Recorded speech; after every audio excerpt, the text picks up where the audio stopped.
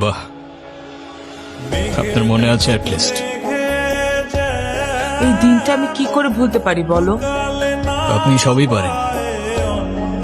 Still thanks for the flower, but I don't think আপনার আমার সাথে দেখা করতে আসার তেমন কোনো প্রয়োজন ছিল। আমি তোমার মা, মায়ের সাথে কেউ এভাবে কথা বলে? সরি, বাট আমার মা আমাকে অনেকগুলো বছর আগেই ছেড়ে চলে গিয়েছে। আমি তোমাকে ছেড়ে যাইনি, সত্যি বলতে ওই সময়টাই ওইরকম ছিল। মনে করিয়ে দেওয়ার প্রয়োজন নেই, আমি ভুলিনি আর কখনো ভুলবো না। আমি আপনার আঁচল ধরে বারবার বলছিলাম, মা আমায় ছেড়ে যেও না। মনে আছে আপনি আমায় কি বলেছিলেন?